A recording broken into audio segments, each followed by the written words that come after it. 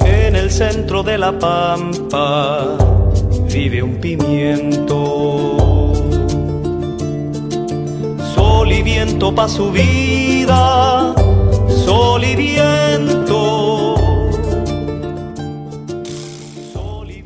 Bonjour, je m'appelle Patrick Bernard. Bienvenue à la 67e édition du Piment.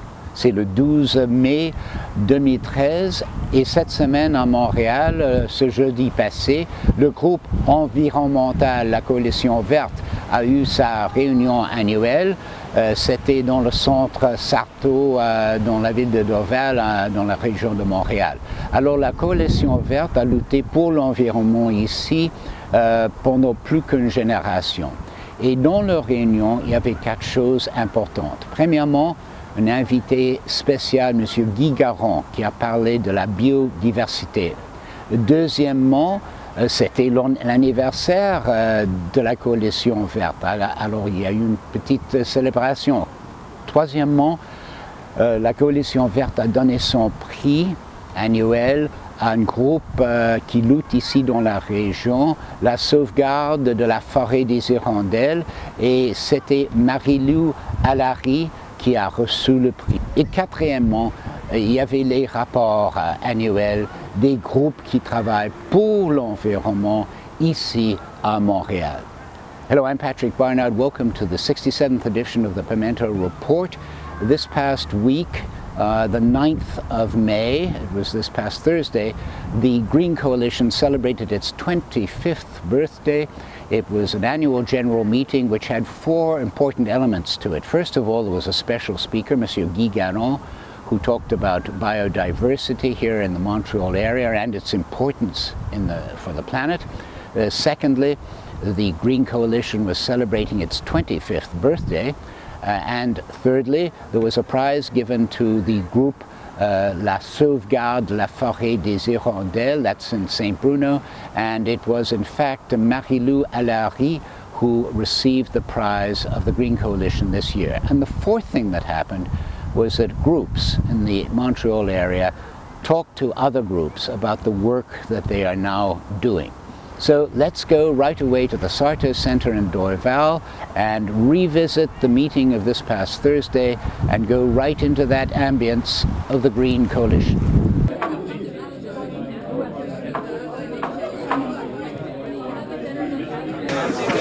Produits, puis les gens de Saint-Jean, ils vont là, ils travaillent au jardin.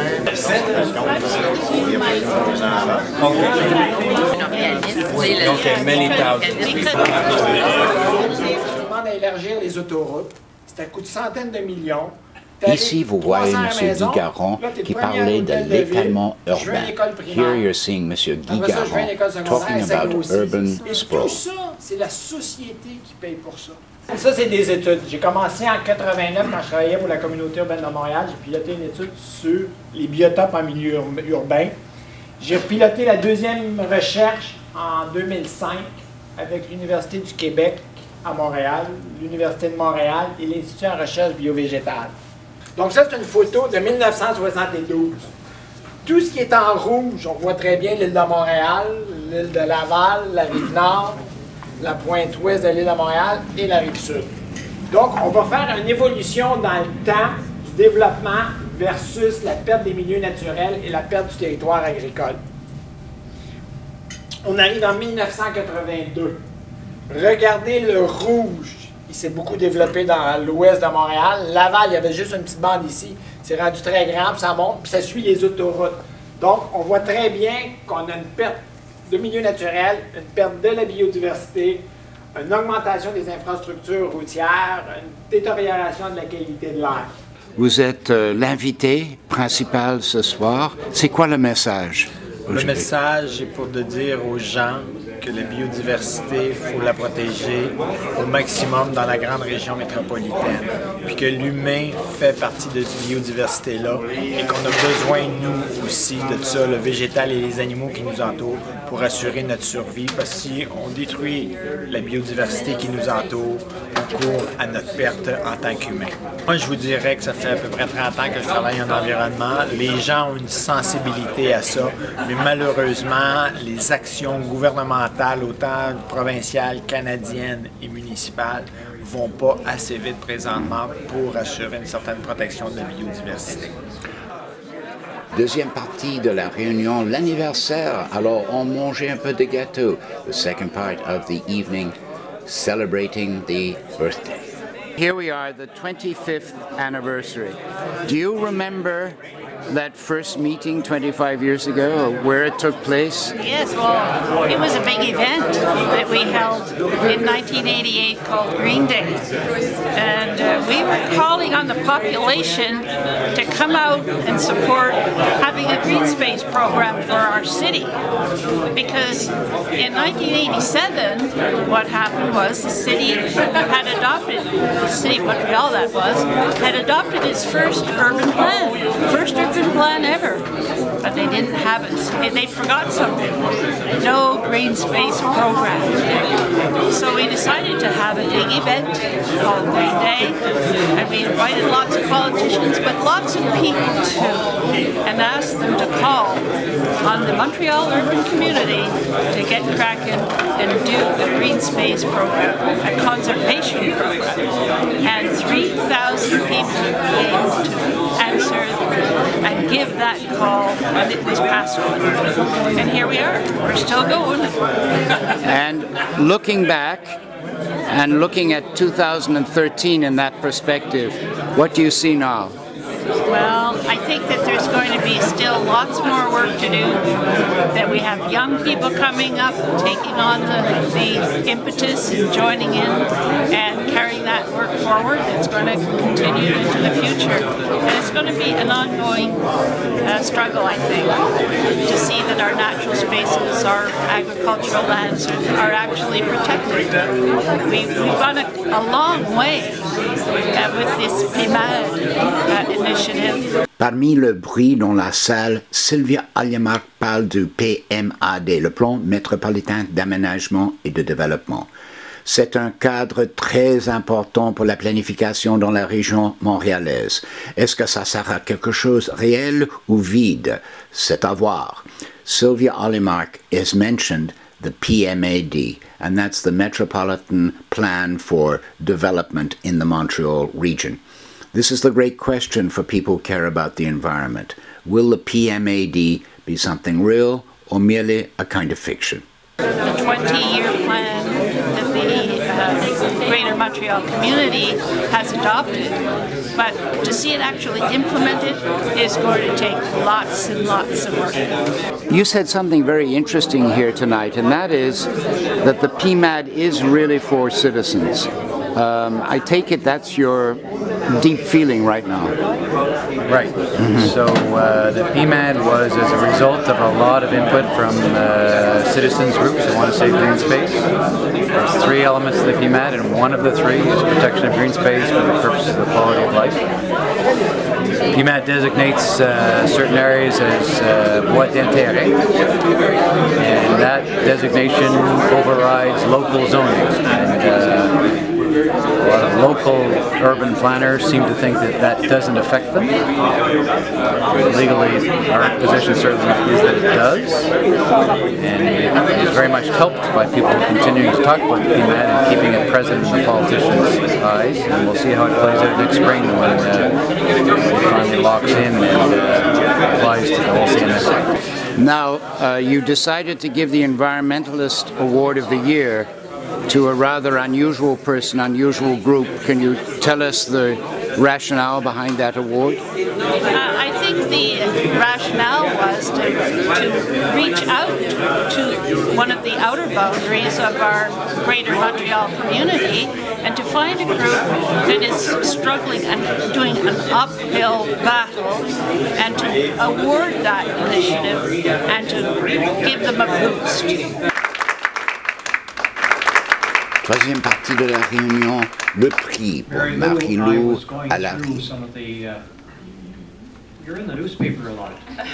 And Third part of the evening was a presentation of the prize to Marie-Lou Allary. In St. Bruno, near the Park St. Bruno, there are 6 acres of lovely mature forest, beech and maple trees and so on.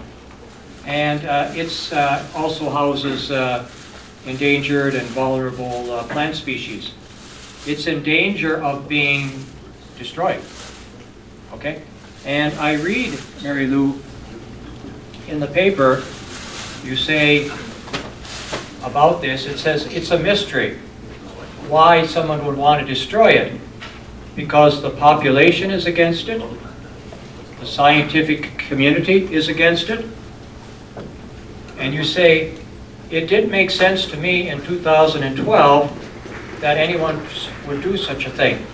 Well, it doesn't make sense to us in 2013 that someone would do such a thing. So I am proud and happy to confer on you our prize, Green Coalition Annual Prize for Outstanding Contribution to the Environment.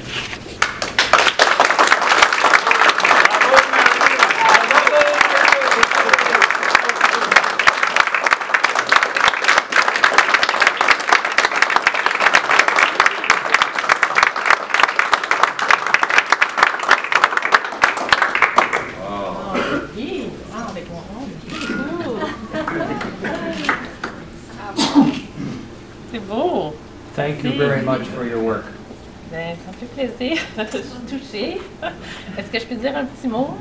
Oui. Oui. On va être très insultés si tu Mais premièrement, ça me touche beaucoup. Évidemment, vous comprendrez que pour moi, le plus beau prix, ça serait de sauver cette forêt-là. Alors, on y travaille fort. Mais les prix aussi qui sont extraordinaires, c'est ceux que la coalition verte nous a offert depuis plusieurs années. En fait, vous vous êtes déplacés pour nous supporter à Saint-Bruno. Vous êtes venus voir notre forêt, vous êtes venus à nos conseils municipaux et ça, je pense que c'est le plus beau des prix. Évidemment, ça me fait bien plaisir, celui-ci aussi. Je veux que vous sachiez que je ne suis pas toute seule là-dedans. Moi, j'ai pris la relève d'une citoyenne qui a lutté avant moi. Vous qui luttez également, vous savez à quel point c'est prenant, à quel point c'est exigeant. Donc, on se serre les coudes, puis on continue. Donc, je veux vraiment penser à ces gens de Saint-Bruno qui sont avec moi. Michel Desgagnés qui est ici aussi. Donc, je ne peux pas accepter ce prix-là sans leur dire un grand merci à eux aussi. La quatrième partie de la réunion, les groupes parlent de leur travail. Ici, vous voyez Don Hobus qui parle du parc de la rivière Mille-Îles. The fourth part of the evening consisted of groups talking about their work.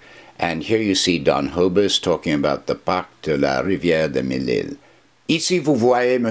Campbell Stewart qui lutte avec le groupe Les Amis de Meadowbrook pour un parc nature dans l'ouest de Montréal. Here you can see Mr. Campbell Stewart, who's part of Les Amis de Meadowbrook. They are fighting for a nature park in the west of Montreal. A lot has happened in the last year. On the 23rd of April, we had a press conference to present our master plan for Park Meadowbrook, or Meadowbrook Park. You can see that on our website, which is lesamisdemeadowbrook.org. It is a plan that's very comprehensive. It's just one plan among many, but it is a very comprehensive plan, and it is the sort of thing that we were able to give to the city of Montreal, and they are actively looking at it. It's a very interesting initiative, I guess, from the point of view that we've given them something actually to work with. And we're lucky, very, very lucky. José Duplessis, who I think was here earlier, is very active, as you know, in this area, and so she's welcomed this. On a besoin de groupes dynamiques, motivés, qui sont engagés pour la protection de l'environnement, pour forcer les politiciens à prendre des bonnes décisions. Hein.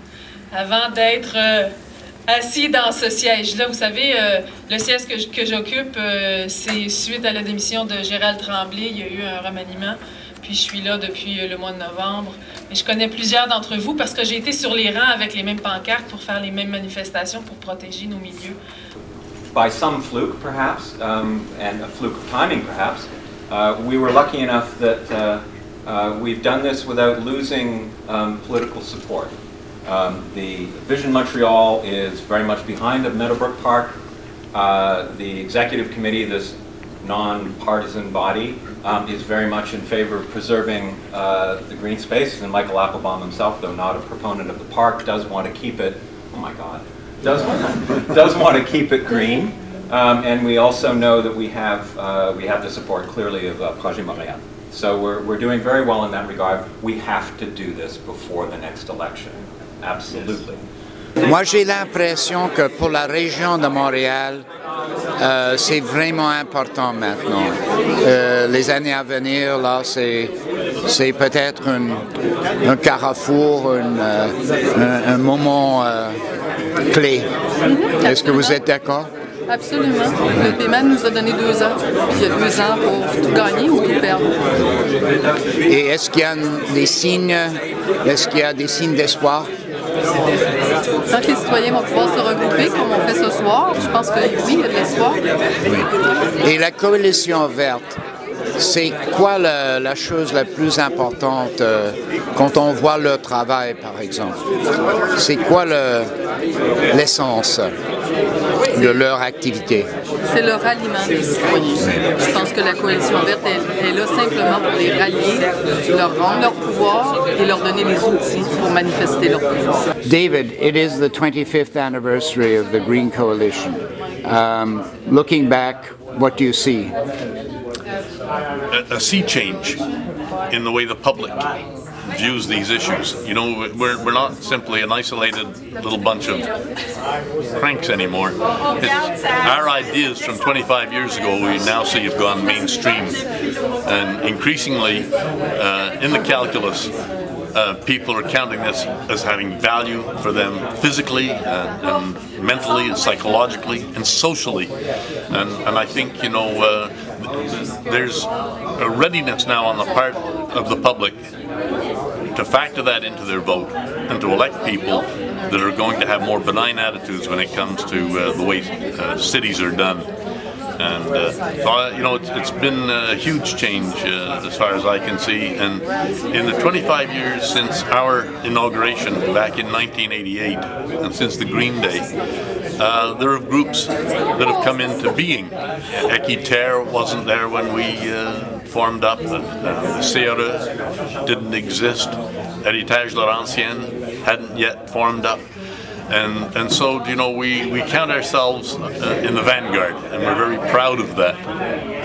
You know, we arose out of nowhere. We gathered together our troops on the ground, which just consisted of people in the local neighborhoods, and we realized that together we could have considerably more strength than anything that we could bring separately. And so it's been a great 25 years for us, and we're very proud of what we've accomplished. And I think we've set a good example for everyone else in the community.